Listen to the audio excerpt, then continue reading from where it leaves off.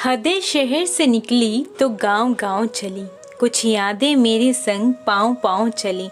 सफ़र जो धूप का किया तो तजुर्बा हुआ, वो ज़िंदगी ही क्या जो छाँव छाँव चली।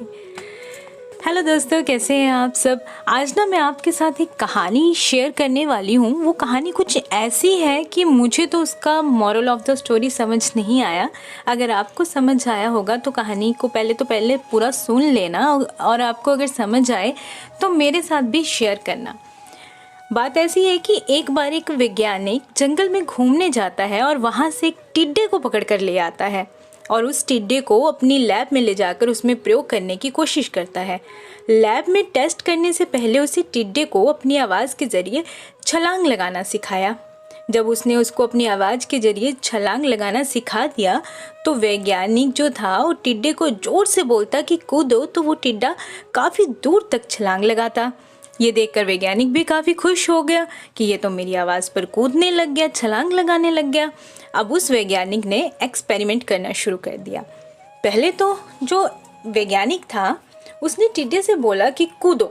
टिड्डा काफ़ी दूर तक कूद गया। उसके बाद वैज्ञानिक ने टिड्डे की एक टांग तोड़ दी। फिर उसे बोला कि कूदो, तो वो टिड्डा पहले से थोड़ा कम कूदा। फिर से वैज्ञानिक ने टिड्डे की एक और टांग तोड़ दी और फिर उसे बोला कि कूदो। अब टिड्डे की जो कूदने की शक्ति थी पहले से कम हो गई थी। अब टिड्डे की 2 टांगें टूट चुकी थी। वैज्ञानिक ने ये नहीं देखा कि उसकी टांग टूट गई। उसने सोचा कि अब ये कूद नहीं पा रहा, ये ठंडा हो गया है, इसकी एक और टांग तोड़ देनी चाहिए। तो वैज्ञानिक ने ऐसे करते करते उसकी जो लास्ट टांग बची थी वो भी तोड़ दी। अब वैज्ञानिक ने जोर से बोला कि कूदो। इस बार टिड्डा कूद नहीं पाया, वो एक ही जगह पर रुक गया। और ये देखकर वैज्ञानिक ने अपना प्रयोग अपनी एक डायरी में लिखा। क्या आप बता सकते हैं मुझे कि उसने उस डायरी में क्या लिखा होगा? उस वैज्ञानिक ने अपनी डायरी में लिखा था कि जब टिड्डे की एक टांग तोड़ी गई तो वो बहरा हो गया। जब उसकी दूसरी टांग तोड़ी गई तो वो और ज़्यादा बहरा हो गया।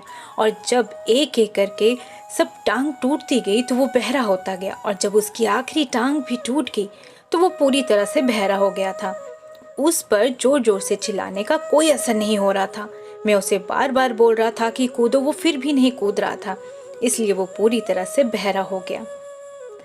इस कहानी से ये तो पता चल जाता है कि वैज्ञानिक कितना मूर्ख था।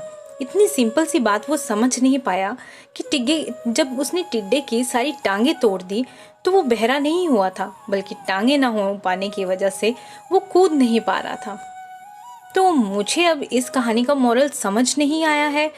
या तो हम ये कह सकते हैं कि हमारा जीवन भी कुछ ऐसा ही चल रहा है कि हम भी लोगों की बातों में आकर मूर्ख बन जाते हैं। अगर हमें कोई अच्छी चीज़ ही बता रहा होता है तो हम उसको अनसुना कर देते हैं, और जो गलत चीज़ होती है हम उसको फॉलो कर लेते हैं, उसी राह पर चलने लग जाते हैं। लेकिन आपको इस कहानी से क्या समझ आया, मेरे साथ शेयर करना मत भूलना।